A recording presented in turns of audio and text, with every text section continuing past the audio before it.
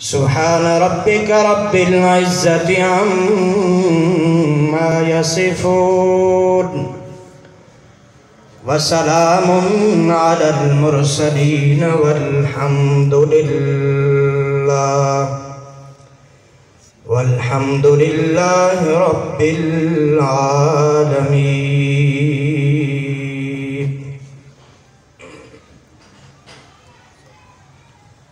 انتہائی قابل احترام معزز علماء کرام،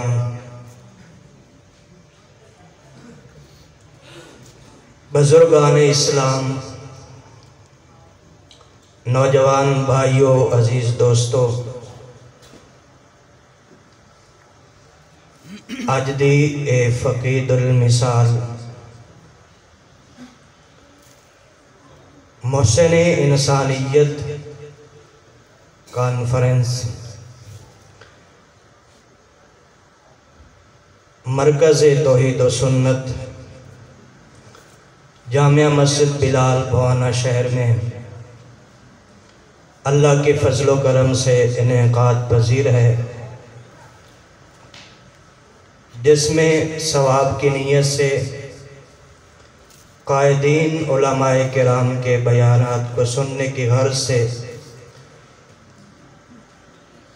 میری اور آپ کی حاضری ہو رہی ہے۔ انتہائی اختصار کے ساتھ میں اپنے چند گنے چنے کلمات کو برادر مکرم مسجد حاضہ کے خطیب فصیح اللسان حضرت مولانا ظفر اقبال صاحب حذیفی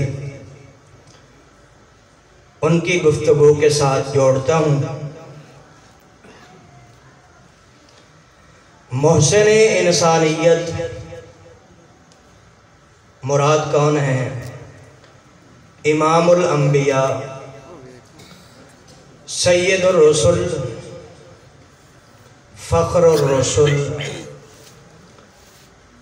جناب محمد الرسول اللہ، محبت سے صلی اللہ علیہ وسلم۔ ہر کلمہ گو کا یہ عقیدہ ہے، یہ ایمان ہے۔ 1,24,000 انبیاء کرام علیہم الصلاۃ والتسلیمات میں سے سب سے بلند مقام اگر اللہ نے کسی نبی کو دیا ہے تو وہ کون ہے؟ بولیے، ہمارے پیارے پیغمبر صلی اللہ علیہ وسلم۔ کہنا یہ چاہتا ہوں، اللہ کا ہر پیغمبر عظیم و شان ہے، عظمت والا ہے، مقام والا ہے، مرتبے والا ہے، شان والا ہے، لیکن اللہ نے تمام انبیاء کرام کی جماعت میں سے جو مقام آمنہ کے لال کو دیا ہے، اللہ نے وہ مقام کسی اور نبی کو بولیے نہیں دیا۔ ہمارا پیغمبر خود بھی اعلیٰ ہے، ہمارے پیغمبر کی صفات بھی اعلیٰ ہیں، میرے پیغمبر کی عادات بھی اعلیٰ ہیں، میرے پیغمبر کی ذات بھی اعلیٰ ہے، میرے پیغمبر کے اخلاق بھی اعلیٰ ہیں، میرے پیغمبر کے اخلاق بھی اعلیٰ ہیں۔ میں چلتے چلتے بات کو بالکل قریب الاختتام کر رہا ہوں۔ میرا پیغمبر خود بھی اعلیٰ، میرے پیغمبر کی صفات بھی اعلیٰ، عادات بھی اعلیٰ، میرے پیغمبر کے اخلاق بھی اعلیٰ۔ حضرت حذیفہ صاحب فرما رہے تھے، میرے پیغمبر نے بگڑی ہوئی تہذیب میں، بگڑے ہوئے معاشرے میں اللہ کے قرآن کے ساتھ جو انقلاب برپا کیا، اس کی مثال رہتی دنیا تک کوئی پیش نہیں کر سکتا۔ آئیے ایک جھلک پیش کرتا ہوں حدیث رسول اللہ صلی اللہ علیہ وسلم سے۔ یہود مدینہ، یہ جو مشرکین مکہ ہیں نا، یہ بالکل ان پڑھ تھے، جاہل، الف نو کے لیے جانا نہ لیں۔ اللہ کے پاک پیغمبر میں،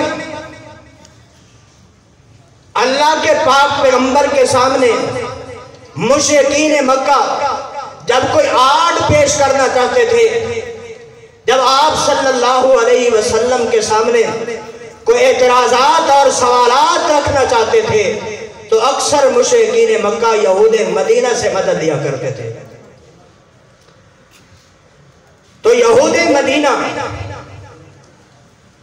یہودیوں کی علماء، ان میں سے ایک عالم کا نام لکھا ہے زید، جو تورات کا بہت بڑا عالم تھا۔ کہتا ہے کہ جب آمنہ کے لال صلی اللہ علیہ وسلم ہجرت فرما کے مدینہ میں تشریف لائے، تو میں نے تورات میں آمنہ کے لال صلی اللہ علیہ وسلم کی جو نشانیاں اور علامات پڑھی تھی، میں چیک کرنے کے لیے چلا گیا۔ باقی سب نشانیاں مجھے نظر آئیں، لیکن دو نشانیاں ایسی تھی جو مجھے سمجھ میں نہیں آ رہی تھی۔ ایک نشانی ان میں سے یہ تھی، اللہ نے تورات میں کہا تھا کہ جو میرا آمنہ کا لال آخری پیغمبر بن کر آئے گا، اس کا ایک وصف اور صفت یہ ہوگی کہ لوگ اس کے اوپر زیادتی کرتے چلے جائیں گے، میرے پیغمبر کا حوصلہ بڑھتا چلا جائے گا۔ مسجد نبوی میں بیٹھا ہوا ہوں، صحابہ کرام کی محفل بھی جمی ہوئی ہے۔ دیہات کا رہنے والا کوئی مسافر، کوئی آدمی گھوڑے کے اوپر سوار ہو کے تشریف لایا، اس نے سواری باندھی، محفل میں حاضر ہوا، امام الانبیاء صلی اللہ علیہ وسلم سے ملاقات کی۔ آپ نے اس سے پوچھا کیسے آنا ہوا؟ تو وہ آدمی کہتا ہے میں فلاں قبیلے کا آدمی ہوں، میرا سارا قبیلہ مسلمان ہو گیا ہے اور غربت کی اخیر ہے، آپ کی خدمت میں اس لیے حاضر ہوا ہوں کہ آپ کچھ تعاون کریں، کروا دیں مسلمانوں سے، صحابہ کرام سے، تاکہ یہ نہ ہو کہ میرا قبیلہ غربت سے تنگ آ کر واپس کفر کی حالت میں نہ لوٹ جائے۔ تو امام الانبیاء صلی اللہ علیہ وسلم نے پتہ کروایا کہ کچھ ہے اس کے تعاون کرنے کے لیے، بتایا گیا کہ کچھ نہیں۔ اسی محفل میں زید بھی تھا، میں کھڑا ہوا اور میں نے کہا کہ اگر آپ کو قرضہ چاہیے تو میں آپ کو قرضہ دینے کے لیے تیار ہوں۔ تو آپ صلی اللہ علیہ وسلم نے فرمایا ہاں اگر قرضہ دینا چاہتے ہو ہمارے ساتھ بات طے کرو۔ مدت طے ہو گئی، قرضہ طے ہو گیا کہ فلاں مدت کو فلاں تاریخ کو واپس کریں گے۔ ہاں امام الانبیاء صلی اللہ علیہ وسلم نے فرمایا جب ہم تیرا قرضہ واپس کریں گے تو پیسے نہیں ہوں گے، یہ اشرفیہ نہیں ہوں گی، یہ دینار نہیں ہوں گے، ہم قرضہ واپس کریں گے کھجوروں کے ساتھ۔ ٹھیک ہے، تاریخ طے ہو گئی، میں نے پیسے دے دیے، اشرفیاں دے دی۔ آپ صلی اللہ علیہ وسلم نے اس آنے والے مسافر مسلمان کو حوالے کر دی، وہ چلا گیا۔ اب جب قرضہ واپس لینے کی تاریخ قریب آ رہی تھی تو میں جان بوجھ کے 3 دن پہلے آ گیا قرضہ وصول کرنے کے لیے۔ وہی مسجد نبوی ہے، وہی صحابہ کرام کی محفل ہے۔ امام الانبیاء صلی اللہ علیہ وسلم نے اپنی چادر مبارک کیوں رکھی ہوئی ہے؟ تو میں آیا اور میں نے جرأت کر کے آمنہ کے لال کی وہ چادر مبارک کیوں پکڑی، بال دینا شروع کیے، اور آپ صلی اللہ علیہ وسلم کے ساتھ بدتمیزی کا یہ سلوک میں نے شروع کیا۔ صحابہ حیران ہیں، حضرت عمر جرأت کرتے ہیں قریب آنے کے لیے، آپ صلی اللہ علیہ وسلم اشارے سے حضرت عمر کو منع کرتے ہیں، اور آپ صلی اللہ علیہ وسلم نے حضرت عمر سے فرمایا عمر اس کو لے جائیے بیت المال سے، اس کی جتنی کھجوریں طے ہیں قرضہ کی وہ بھی واپس کر دو، اور 20 سا اس کو اوپر اور زیادہ دے دو، 20 سا اس کو اور زیادہ دے دو۔ میں حضرت عمر کے ساتھ چل پڑا، جب بیت المال کے پاس پہنچے حضرت عمر کھجوروں کا وزن کرنے لگے، مجھے واپس دینے لگے، تو میں نے حضرت عمر کو روکا، عمر 1 منٹ کے لیے روک جائیے، مجھ سے پوچھئے میں نے تمہارے پیغمبر کے ساتھ یہ بدتمیزی والا سلوک کیوں کیا؟ تو حضرت عمر نے پوچھا، وہ تو پہلے بڑے جلد باز تھے لیکن آپ صلی اللہ علیہ وسلم کے کہنے پر رکے ہوئے تھے، تو حضرت عمر نے پوچھا کیوں بھائی یہ ایسا سلوک کیوں کیا گیا ہمارے پیغمبر کے ساتھ؟ تو یہودیوں کا عالم زید کہتا ہے عمر میں نے تورات میں آمنہ کے لال کی یہ نشانی پڑھی تھی کہ آمنہ کے لال کے اندر یہ وصف ہوگا کہ لوگوں کی زیادتی بڑھتی جائے گی، میرے پاک پیغمبر کا حوصلہ بڑھتا جائے گا۔ یہ نشانی مجھے سمجھ نہیں آ رہی تھی، میں یہ نشانی چیک کرنے کے لیے آپ کے پیغمبر کے ساتھ یہ سلوک کیا، لیکن واقعتاً پتہ چل گیا، عمر گواہ ہو جا، آپ کو گواہ بنا کے آمنہ کے لال کا کلمہ پڑھتا ہوں، اشہد ان لا الہ الا اللہ واشہد ان محمدن عبدہ ورسولہ۔ واپس آیا، کہتا ہے کھجورے نہیں لینے، قرضہ نہیں لینا، مجھے آمنہ کے لال کی خدمت میں پہنچا دیجئے۔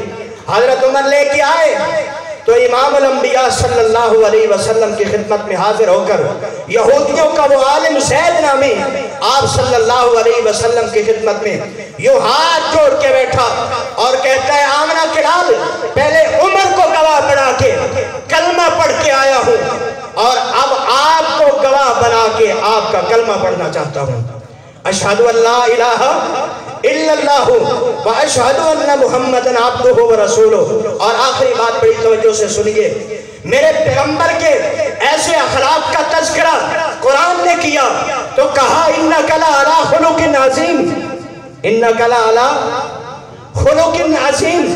اللہ نے ہر پیغمبر کو معجزہ دیا ہے، معجزات دیے ہیں۔ موسیٰ علیہ السلام علماء تشریف فرما ہے، آپ بھی اہل علم ہیں، ہر پیغمبر کے معجزات ہیں، لیکن رب کائنات کی قسم ہے سارے پیغمبروں کے سارے معجزات مل جائیں تو میرے نبی کی کسی ایک معجزے کی شان کا مقابلہ۔ آئیے آخری بات کرتا ہوں، میرے پیغمبر کا سب سے بڑا معجزہ کیا ہے؟ میرے پیغمبر کا سب سے بڑا معجزہ وہ کیا ہے؟ میرے پیغمبر کا سب سے بڑا معجزہ یہی رب کا قرآن ہے۔ یہی کیا ہے؟ رب کا قرآن ہے۔ اور جب مشرکین مکہ یا آپ کے جمی تمامی مخالفین آپ صلی اللہ علیہ وسلم کو علیہ باللہ ہج کرنے کی یا لاجواب کرنے کی کوشش کرتے تھے تو عرشوں سے رب کا قرآن اترتا تھا۔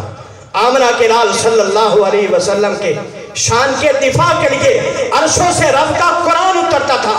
ایک دو نمونے پیش کرتا ہوں، یہ مشرکین مکہ جاتے تھے شام تجارت کے لیے مدینے کے راستے سے، تو مدینے میں یہودیوں کے علماء سے پوچھتے اور کہتے یار ہمیں کچھ سوالات ہی سکھا دو، ہم آمنہ کے لال صلی اللہ علیہ وسلم کے راستے میں رکاوٹ بنے، رکاوٹ آپ کو لاجواب کریں، آپ کو ہج کریں علیہ باللہ، وہ طرح طرح کے سوالات سکھلا دیتے۔ یہ جو قرآن مجید میں روح، اس کی حقیقت، ذوالقرنین بادشاہ اس کا قصہ، اور اسی طریقے سے اصحاب کہف کا قصہ، یہ کون تھے؟ تو یہ بھی یہود مدینہ کے علماء کے سکھائے ہوئے سوالات تھے جو مشرکین مکہ نے آ کر کیے۔ ہاں ایک سوال اور بھی اس لیے بڑا عجیب ہے، میرے پاک پیغمبر صلی اللہ علیہ وسلم پر 17 دن تک کے لیے وحی کا سلسلہ بند ہوا کہ نہیں ہوا؟ آپ سنتے رہتے ہیں، 17 دن کے لیے جبریل نہیں آیا تو آپ کے مخالفین نے بڑا پروپیگنڈا کیا۔ ایک بے ایمان لعین تو یہاں تک کہنے لگا چھوڑو یار، وہ جبریل کہاں آتا تھا وحی لے کے، وہ رب کی طرف سے وحی کیا تھی؟ وہ تو شیطان آتا تھا علیہ باللہ، شیطان آتا تھا۔ کہنے لگے اس کو اس کا رب چھوڑ دیا،